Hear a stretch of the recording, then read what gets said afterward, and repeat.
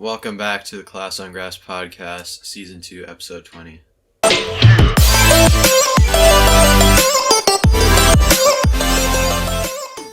Episode 20? Yes. Back at it again. Quite a big week of football. Yeah, there was actually a lot. A lot that happened. We have a great plan of stuff to talk about today. So be waiting. Lots of good stuff, some debates, some teams are going to be going through, and just some normal, good podcast stuff that we always like to talk about. I think you're going to... It might be a bit biased that you're saying it was a great week because of our first topic. No. You see, everyone on Earth should understand the significance of Brighton taking away 11 points from 5 games. That is truly amazing. You know, someone was saying, will Frank Lampard settle at Brighton next? Of course not. Look what Graham's doing. Brighton's too big of a team for Frank, you know. Look what he's doing. Okay, you have to admit, though, for a relegation battle team, huge. Yeah. That's a fourth of the points you need all season from 5 games. This was the deciding week, pretty much. Or I guess 5 games. Well, so the deciding, like, two or 3 weeks. You mean that for like the whole Premier League? For relegation. Because okay, I was going to say, because if it's this deciding week, then West Ham's looking set. Yeah, because Brighton, Newcastle, Leeds, Fulham, Burnley all kind of gained more points than Fulham and West Brom did. Yeah. I think the gap is still, 7 or 8 points? Yeah, I'm surprised we're still so low. Like, we're 13th still. Yeah, so it's going to be definitely hard to see Fulham or West Brom actually get above Brighton or whoever is down below. I mean, Brighton are on a run of form, so I don't see them Even finishing. Sheffield United are on a run of form. Yeah, that's true. I don't see Brighton finishing one place above relegation. I see them finishing probably 2 or 3. Where do you see Southampton finishing, considering you haven't taken as many points away from the last 5 games? We have gotten 0 points, so I would say probably... I mean, we've been unlucky with injuries and other... How hard has your schedule been in the last 5 games? Pretty hard. I think Newcastle was like the only team that was below us. Hard like Liverpool and Tottenham, right? I had to put it in there. Yeah. Well, we beat Liverpool too, so we kept a clean sheet. Did you? Yeah, we did. Okay, well, we're the Seagulls. Yeah. I probably see us. I hope top 10. But I wouldn't be surprised if we finished like 12th. Imagine you were in a Champions League spot and we were in relegation and we just finished sandwiched right next to each other. I don't know how that... Quite possible. It is now. Now it is. not 10 months ago. 10 weeks ago. Maybe 5 weeks even. 5 weeks ago I would have said no way. Yeah. But moving around to another team in the Premier League, we have to stop talking about Brighton because, you know, at some point it gets to be... No one actually cares. I think we passed that already. People have skipped this part. Jay Lings bagged 2 on his debut. Although neither of them were in the corner. They both went in. Did you see the goals? Yeah. Both straight at the keeper. Martinez should have saved both of them. Yes. But still a goal. Have you seen the Chris MD video ever where he's with Ronaldo and he's rating his goals and he's like, if it's a goal, it's the best in the world. Mm-hmm. Ronaldo just they're like the worst. He goes, it goes in goal, it's okay. Best in world. So, Jesse Lingard gets Ronaldo's approval. Love to see it coming back. Yeah, honestly. You know, all that he's been through. Such a youngster can really blossom. Himself on loan. Not at all. No. But good to see him, someone who had a lot of potential. At least, like, it's his first game, so you can't get too carried away. Yeah. But seeing some success. Right. Yeah. I mean, last year he got his first goal at the end of the season. At the last game, right? It was to get him. It was the guy who bet money that he wouldn't score a single goal over the whole season. He was about to win what was it? $200,000 or something. Oh yeah. And then the guy scored last game of the season. That was pretty funny. But good to see him bagging 2. And on the topic of West Ham. West Ham are... Yeah. What, 5th? Yeah, on the topic of West Ham, they're 5th right now. And they look unbelievable, you know? I think they should just void the season if West Ham get anywhere near a European place because that's just not right. I mean, they're darn good this season, dude. They are good. Like, you look at their team, Ben Rama. I mean, Antonio is really good this season. Ben Rama, Souček. I think Souček is a massive signing for them. I think Declan. I see Rice, Souček, Ben Rama. Antonio. Antonio. Cresswell. He hasn't been very good. Cresswell's been good. But he's always kind of okay. Yeah, but I mean, like, I'd say, well, it might just be because they're doing so well this season, but he is attacking well. I see them. Probably has a lot of assists because Souček just scores from every set piece. It doesn't matter if it's in the air or on the ground. There could be two players in front of Souček, and he was like, like Elastigirl from The Incredibles? Yeah. He's going to, like, move his legs and maneuver them in a way to get around people and just score anyway. So, I mean, that's Thomas Souček for you in a nutshell. Is that his name? It's not Thomas, yeah. Is it Thomas Souček? Mm-hmm. Really? How did I get that? It just fits. It fits, yeah. His parents were like, everyone's going to know. Yeah. Everyone's going to know his name. He's got a memorable name. Yes, so moving over to the other big Thomas of the Premier League. Oh. Thomas Tuchel. Is it Tuchel or Tuchel? Tuchel. See, I'm the one with the pronunciation. Yes. You're the one with the pronunciation. Yes. Thomas Tuchel gets 3 clean sheets in his first 3 games as a Chelsea manager. The first person to do that since 2004 as Jose Mourinho. That's pretty big. I mean, considering how many managers they've recycled through in the last however long. Yeah, but you look at the results and it's not like Frank's Chelsea where they were scoring a bunch of goals. It is kind of just, a steady 1 or 2-0 win. Which is good because solidified defensively, clearly, clean sheets. And they, in the beginning of the season, weren't, but towards the end of Frank's era at Chelsea, they were having trouble scoring. Mm-hmm. So it's good that they're solidified defensively so that the goals that they get can be big. But you know what's interesting to me? Thomas Tuchel came from a Neymar Mbappe team over at PSG who were free-flowing, scoring goals left and right. Mm-hmm. Di Maria would get involved. Really good players scoring a lot of goals. I wonder if he's being smart, seeing his players and adapting his coaching style to say, we need to win games. I don't have Neymar and Mbappe anymore, and we need to change tactics. Well, or it's just he never coached those two. He just said, that's true. You guys are good enough to score on your own, so I'm going to focus on defense. So, it won't be a 6-5 game. Every game. No, that's really true, yeah. Because, again, like Di Maria would get involved, but majority of that PSG attack was just them two running down. No, yeah, completely. So that could be a good shout for why this Chelsea team's much more defensive. But it's not a bad thing. It's just, as a football fan, we all like to see attacking sides. Leeds at the beginning of the season was really fun to watch. Liverpool and City, over the past few years, when they play free-flowing attacking football, it's fun to watch.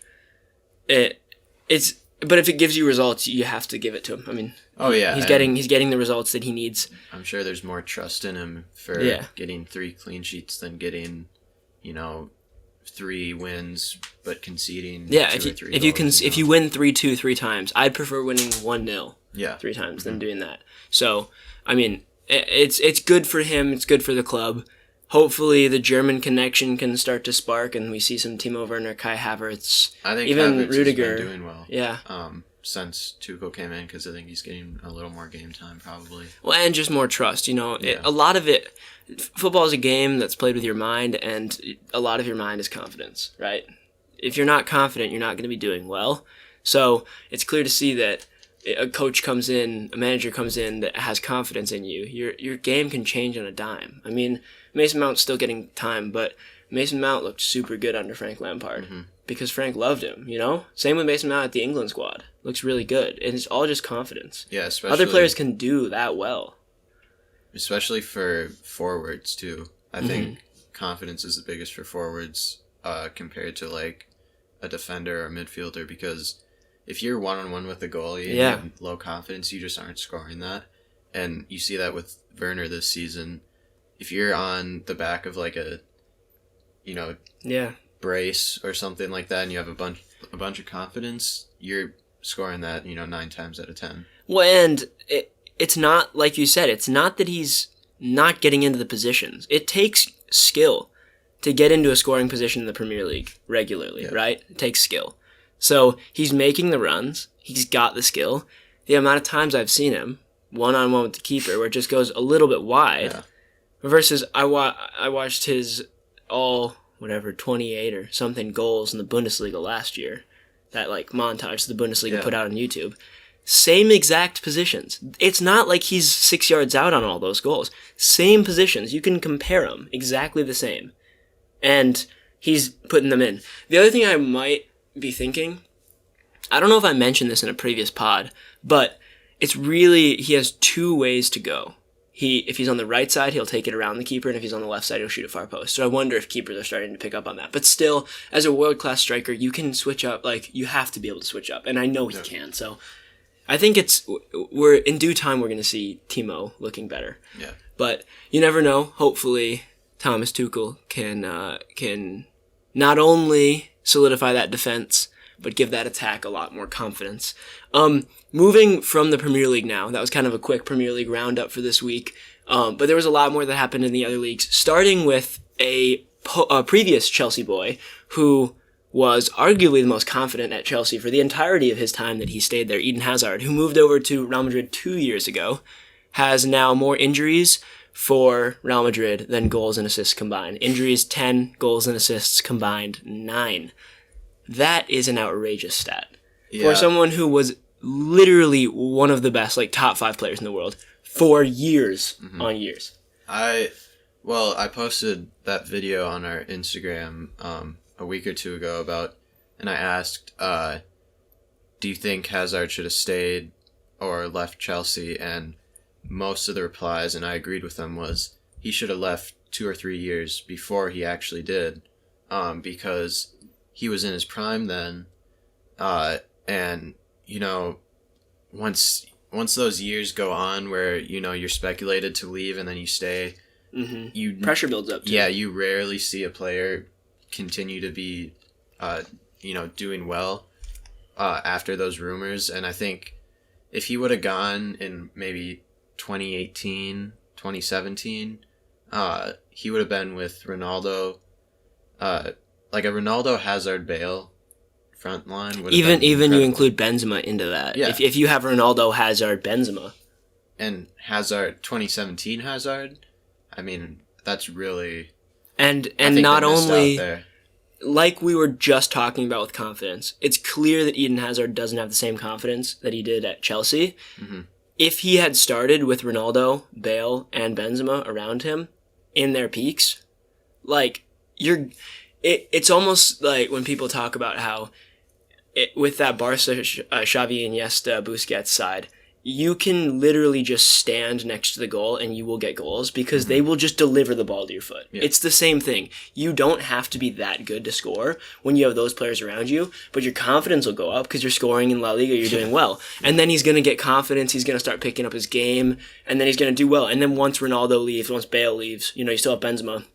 But once those guys are gone, you can be the new leader on the team versus coming into it as a really big prospect, but no one really knows how you're going to do, and especially he's getting older. Yeah, and exactly, instead of coming in with Ronaldo, Benzema, and Bale, you're coming in with Benzema, Vinicius and Jovic. Yeah.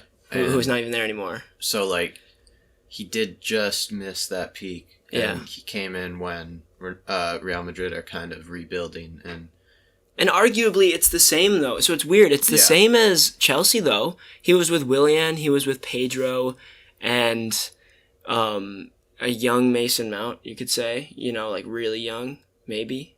Was he into the team then? I'm not sure. Really. Maybe a couple appearances. But Pedro and Willian, right? Yeah. I'd say them two are similar levels to... Benzema's, I think, a little bit better just because of what he's done in his career, goals-wise, and he's a loyal servant to that club. Mm-hmm. But, if you compare to, Vinicius, Marco Asensio, other players on that team, it's similar level. So something happened. It's got to be confidence, like we were talking about with the German lads at Chelsea. It's got to be confidence because he's shown he can do it. And I don't think anyone's out here trying to argue that La Liga is better than the Premier League. No. So, yeah. I mean, it's a different league. Maybe, I don't know. You think if he went back to the Premier League, he would do well? I think so. Did he get injured that often at Chelsea? I didn't pay attention to it enough, but it's not something that stood out to me. No, I think he did play a majority of his games. So I don't know.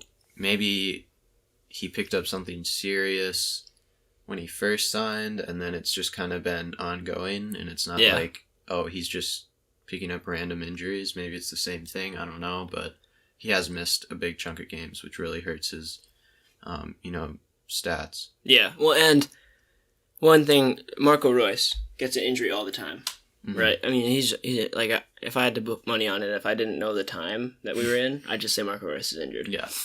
But when he plays, he's good. Yeah. He's not... He has confidence when he plays. So what do you think the difference is between a Marco Reus, who gets injured all the time, but when he plays in the World Cup, when he plays for Dortmund, he still is unreal, and they don't need him per se because they have such good other players that can do well, but when he's there, it's just an added strength that is really good, versus Hazard, who's not doing that. Yeah, and I think with Royce, he's been there for so long at Dortmund that when, like, they know he is injury prone, so I think they can handle it a bit more, and he knows that. I think he's more of a professional probably by knowing he is going to get injured when he comes back.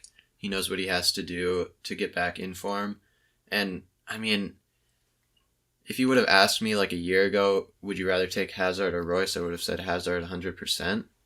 But now, seeing Hazard just really not, hitting the ground running, I would just say Royce based on how consistently kind of just solid he's been. He hasn't been like overperforming in his career. He's just been pretty solid, and that's why he's stayed at Dortmund for so long. Well, yeah, and I think, like you were talking about the whole professional thing, I don't know if it's that Eden Hazard's not professional, I just think it's the personality. Eden Hazard has that more Neymar or even I see it in Hakim Ziyech. Some players, they have that flair in them and that fire that just burns in them to just, like, they want to just, like, wreck you when they have the ball, like, and you can tell it's not like I'm going to do my job, I'm going to do this, and this. It's it's this joy that they have when they play the game, just to do skills, to do all that. And I think confidence can oscillate a lot more with that personality. I might be wrong, but I don't know if you agree with me. I think you can definitely oscillate in your confidence a lot more because your game is so based on how much confidence you can have. Yeah, and I know, like, a long time ago in this podcast, we talked about Zaha and about this exact thing. He is, like, the epitome of a confidence player. Yeah. He is one of the best forwards in the league on his day when he's full of confidence. But when he just doesn't feel like it, or when he's just not scoring, he hurts your team more than he helps. And that's because what he brings is that flair, that skill, that desire to score and just to get around players, versus some other wingers, they're like, oh, I'm going to send some crosses in, I'm going to do my job. It's like, you get it or you don't from those players. Yeah. So that could also be a big reason why Eden Hazard versus Marco Reus is turning out that way, and they both get injured, but Marco Reus tends to be more, I don't want to say professional, but he has that more of a I'm gonna do what I need for the team.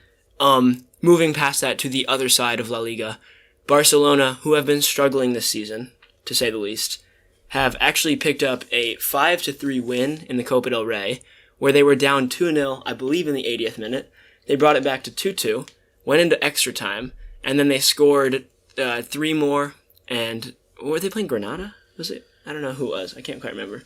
Yes. Yeah, I think it was Granada. But and Granada scored, but it ended 5-3. Huge comeback for Barca. It looked in the highlights when they scored like all the Barca players were extremely happy, just to show that resilience in a season that they're having right now. I mean, as soon as they scored the winning goal and even the tying goal, everyone, they all ran up to each other and hugged each other, and they were all like, especially when there's no fans, you can really hear them, and there was a lot of passion in that celebration. Yeah, and they were good goals. I watched the highlights too, actually, and they were incredible goals. Yeah, Like Griezmann's header, Jordi Alba's. Did you volley. notice that the two goals in normal time were like the same? Mm-hmm. Messi gets the ball on the right side and just pops one over to the left yeah. post. The first one was Griezmann. He hits it, he volleys it, and it hits the keeper and then bounces in. It hits the post, hits the keeper, and goes in. And then the second one, Messi does the exact same ball to Jordi Alba, who just lasers it in. Yeah. First time volley. And then, I mean, the other goals were a bit different. De Jong getting on for a goal. Mm-hmm. And yeah, it looked really good from them. And one player to note who's just been doing really well for Barca this season is Antoine Griezmann. Yeah, and he's always been one of my favorite players ever since that 2016 season where Atletico Madrid went to the final, and then the following Euros where France made it to the final as well. I'm just so happy to see him doing well, because after his move to Barca, he just has fallen off very quickly. And, you know, it is kind of similar to Hazard, where it's another confidence-based player. You kind of think, oh, he definitely should have left Atletico in 2017 or something, where he was like one of the best players in the world. But he waited that extra year or two, even though they did win the Europa League, Atletico Madrid. He just kind of, you could see he wasn't at that peak of his career, and then he's kind of going down. But this season he has like 20-something goals, really just scoring big goals actually in a lot of the tournaments and in the league as well. Divock Origi type. Yeah. Well, Origi's never scored 20 goals. But yeah. Big goals though. Yeah, that's true. But they're not just like random goals where it's like a 5-0 win and he scores 2. He's like, this game he scored to try and get him back in the game, and then he eventually scored another one in extra time as well. So, you know, it's really good to see, because he is one of my favorite players, and on his day, he's more than a goal scorer, really. He is more of a center forward, I feel like, making plays. So yeah, no, I mean, he's a great player. I think it reflects what we were talking about last time. The only thing that's different is I don't want to say he still is, because there's been so much revolving around Messi right now that isn't necessarily good rumors. You know, I don't feel like Messi has that same buzz that everyone used to have about him. Mm-hmm. But last year, I think he did. The year before, I think he did. And Griezmann moved to Barca when it was all about Messi. And Griezmann, before that, at Atletico, it was all about Griezmann. Everything was about Griezmann. In the French national team, it's Pogba and Griezmann. What can they do, right? Now it's just Messi. What can Messi do? No one talked about Griezmann. So he's finding his form now, partially because Messi's suffering, I think. I think they're playing as a team. I think they are. And that could be down to them realizing that it's not just a game about give it to Messi and see what he can do. Sure, Messi got the 2 assists to bring him back into it, right? Sure, he's an unbelievable player. The best player in the world still. But doesn't mean you have to give him the ball every time to make him do everything. You know, Messi, when he was on MSN, that team, he didn't get the ball every time. Neymar did stuff. Suarez did stuff. Messi, when he was with Xavi, Iniesta, you know, just before MSN, he didn't get the ball every time. You know, Messi, when he was with Ronaldinho, didn't get the ball every time. Mm-hmm. So his entire career, up until Neymar left, and then especially when Suarez left, it was just down to him, right? And yeah, I think you can say, oh, he was so good because he had those players around him, but then you see the individual goals that he scored. And unreal. He can score that on any team, and it doesn't matter who's playing with him. Like, that's what makes him so good, is he does have that ability to, you know, play make and get those assists, but at the same time, I wouldn't say he doesn't carry a team. No, but I think he does take away a lot of the attention from the other forwards, where they do get those opportunities to score, because it's like, oh, Messi, we need to triple team him every time he gets the ball, when he's really not that much of a threat as he used to be, where I think teams are maybe over concentrating on him, and leaving Griezmann and Dembele like alone for a good chance. So. Another player who's getting injured a lot lately, but he's not right now, which is good to see. But yeah, I think Griezmann's thriving on that, and it's good to see. And it's also just, it's good to I would like to see Messi in another team. It's probably unrealistic, but in another team where he's not the mainstay, right? Mm-hmm. He's there. He's sick. He's the best player on the team. But you have guys that are there that also pull the strings. If it's not Messi's day, they're not going to lose, you know? And it's good to see Barca starting to ramp up that. But, I mean, still with the season they're having right now, it's not their style. It's not the way they play. So, I don't know where Messi's going to go. On the topic of Lionel Messi, his contract with Barca got leaked this past week, which stirred up so much controversy. Barcelona alone, not endorsements. Like, think about that. That's ridiculous. Barcelona alone have paid Lionel Messi 555 million euros in the last 4 years. That's over 100 million euros every year. No wonder they're going bankrupt. Yeah. I don't care how big of a club you are. There's no way you can support like an organization when you're paying that much money to one player. Person. Like, no matter how much money you have, there's no way that he doesn't even need that much money. Yeah. Like, a footballer shouldn't get that much money. If you're a CEO of a huge business, like, it's understandable because you just constantly make sales. Yeah. But especially in like this past year, I've heard that like Messi's been having trouble taking pay cuts. Like, it's coronavirus. You don't have any fans coming into the stadium, dude. You don't need the money. You do not need to get paid for the rest of your life, and you would still be fine with the 1 year of contract you had. Yeah. At one point in your career. Exactly. But it's crazy how much money is in football. Like, you see a player sell for $10 million, you're like, oh, that's not that much. $10 million, like, when you just for the transfer fee. Yeah, when you actually think about that, that's insane. Mm-hmm. And just for the that's not like, for people, not many people who aren't huge into football, soccer in the United States, listen to this podcast. But if you are someone who is listening right now and you don't know soccer that much, the transfer fees that you see, they're not related to a player's contract. That's just so that you can have the rights to the player. Mm-hmm. So if you're under contract with a club, you need to buy that player's contract from the other team, and the other team, you kind of negotiate a price. And then you proceed to pay the player after that. So generally transfer fees vary based on how much time's left on your contract and how much your contract they're paying you and how good you've done, etc. But that's crazy to pay. Like, if you took Davy Proper from Brighton, all right, let's go with Basuma. Mm-hmm. Still up in the background. Like, he's been there for 3 weeks straight. Let's take Yves Basuma, right? He's looking to sell for 40 million. 40. That's what he's valued at, right? That's unreal. A team's going to have to pay 40 million outside of his wages. I think he was no more than 20 last year. Yeah, no, he skyrocketed this year. Yeah, because of how well he's doing in an underperforming Brighton team. Yeah.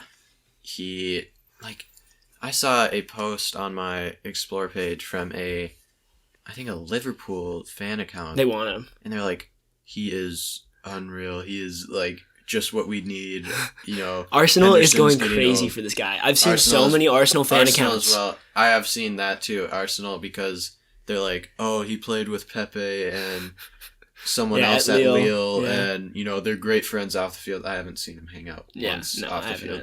Either. But, like, it's just crazy, because you think about Basuma and you're like, oh yeah, he's decent for Brighton. Not 40 million, but... Yeah, I mean, well, I would say he's more like 120 million, just because of the value he had. He's got sentimental value to me. But, as we can see. But, I mean, yeah, no, 40 million... I mean, no one gets signed for 40 million in other sports outside of other sports don't even have this whole, like, rights thing with contracts. No, you just do, like, trades and stuff like that. Yeah, you just trade, and, like, your contract either goes up or down. It's not like there's a fee for you buying a player. There's so much money in football. It's crazy. Yeah. It's unreal. But we got to move on past that craziness of Messi's contract. Moving over to the Dutch League, the Netherlands, Andre Onana, Ajax's goalkeeper, who has been for the past couple of years. He was on the really good Ajax team that went to the Champions League semifinal and lost to Spurs. he was caught doping in October, and just now, the charges or whatever, all of it went through the Football Association, and just now he's been banned from football for a year. He can't play for a year. Like, he can still train, obviously, but he can't play for a year, which is, I mean, I don't know the whole story about what happened with him. Do Ajax have another goalie? I don't know. Well, obviously they do, but like another good one? I don't know. He's sick, too. He is very good. Yeah, a year, I mean, you see in baseball and other sports, it's usually... It's like a fine. It's a fine, and it's usually a certain number of games, I feel like. I don't think unless it was a second or third time he was caught, like a player was caught, I do see a 1-year ban, but that's kind of a lot, I feel like. Yeah, I mean... Especially, well, for a goalie as well. Aren't bikers the ones who dope? Like, is that blood doping or whatever? Bikers and baseball players are, like, the most known. Does it give you more, like, lung capacity, or does it give you more... It's like steroids. See, why does a goalkeeper need that? Exactly. Like, why? I don't understand. I don't even understand why soccer players need that. It's a game of your mind. Yeah, and, like, you don't need to be strong. Like, No. baseball players, they do it so they can hit very hard. But, like, and bikers is just, like... you have to pedal for so long. Like, especially like in, like, Tour de France stuff. Yeah, you really have to... working your muscles Exactly. But for soccer, if you just train hard, you it's just have endurance. enough stamina. It's and all... everything. Soccer's all technique and soccer IQ and awareness. Other for than a goalie, that... Yeah, for a goal... I don't know the full story, so I don't know what I don't really know why... happened, but it is kind of odd that he... I should have researched it a bit more before the pod, but I don't know why he, like, did that or what the backstory of was it. I just heard that, they take urine samples. They caught him about, like, 4 months ago. It takes forever for them to charge players for anything. Like the Harry Maguire thing, it's going to take a whole nother year before he even gets charged for it, if the charges go through.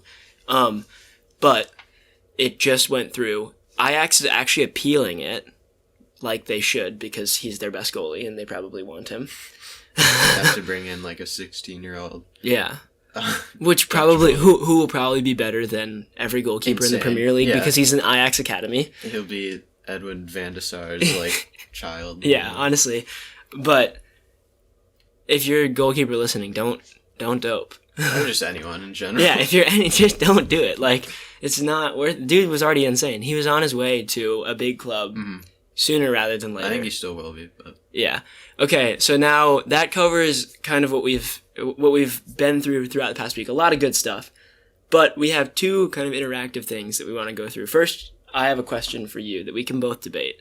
I saw this on a Snapchat story soccer thing, and it was like a poll. Yeah. Very reliable source. Yeah. But it's actually a good question. And I didn't actually do the poll or look at it. I just saw the question. Who do you think will win the Ballon d'Or first? Erling Haaland or Kylian Mbappe? Mbappe. You see, I feel like Haaland is getting better exponentially compared to Mbappe. But he plays for Dortmund. Yeah, but Mbappe plays for PSG. It's like... I think it will be down to once, Messi and Ronaldo, Lewandowski, that kind of generation lessons when it is Haaland and Mbappe, those players coming up, I think it will be strictly down to trophies. And if they are equal on trophies, I think it will be Mbappe just because of the name.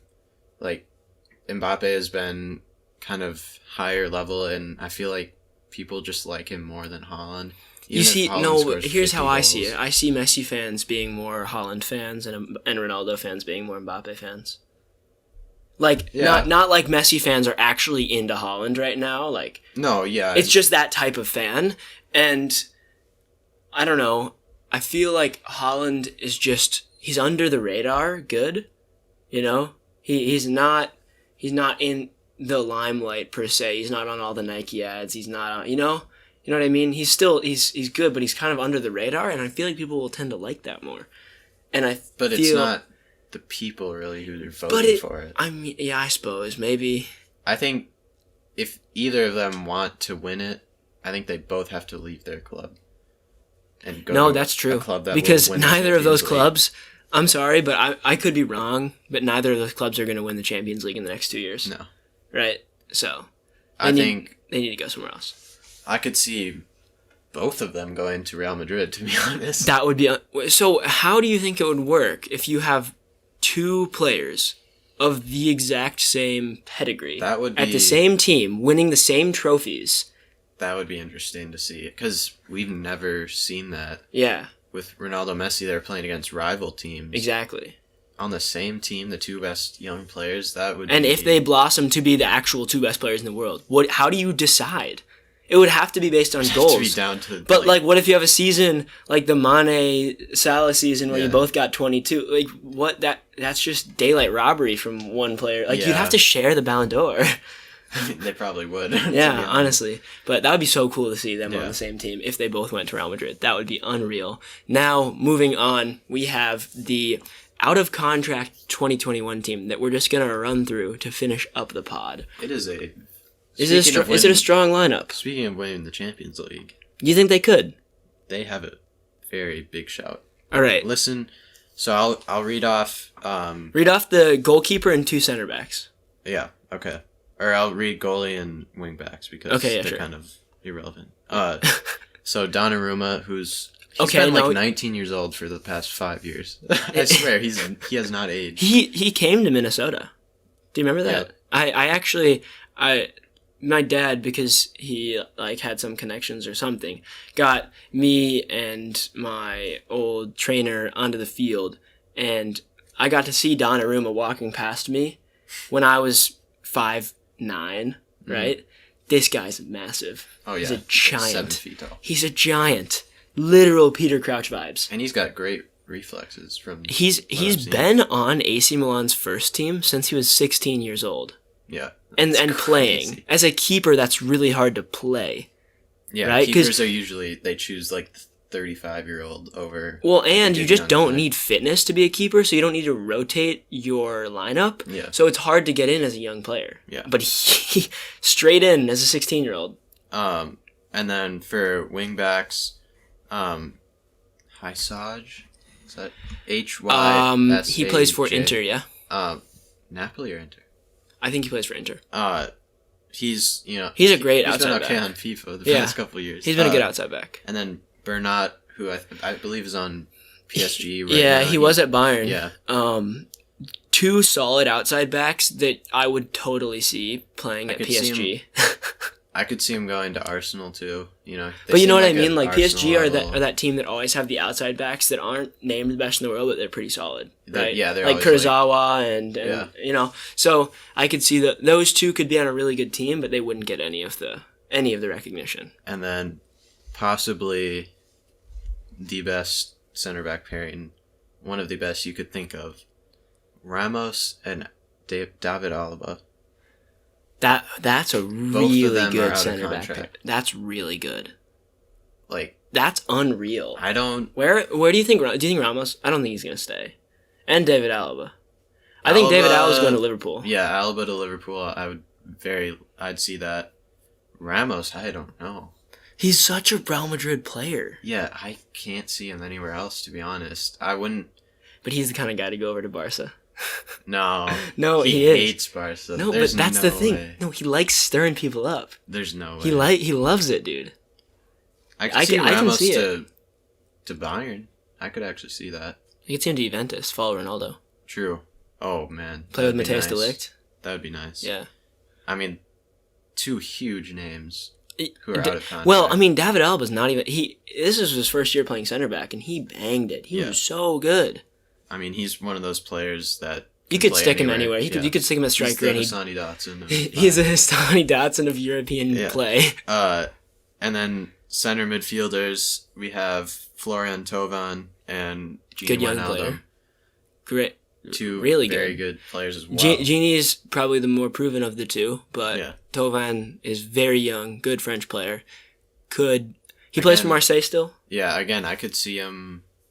Arsenal again. Yeah, it's one of those things. It's kind of like Nicolas Pepe when he played for Lille. Yeah. Good player. Can move to a place like Arsenal. Could move to a place like Chelsea. They don't need signings right now, though. Yeah. Teams like that, the question is, it's really a make it or break it thing once you go there. At Marseille, he's going to shine, right? Mm-hmm. He's gonna do well. When he moves to a higher stage, will he make it or break it?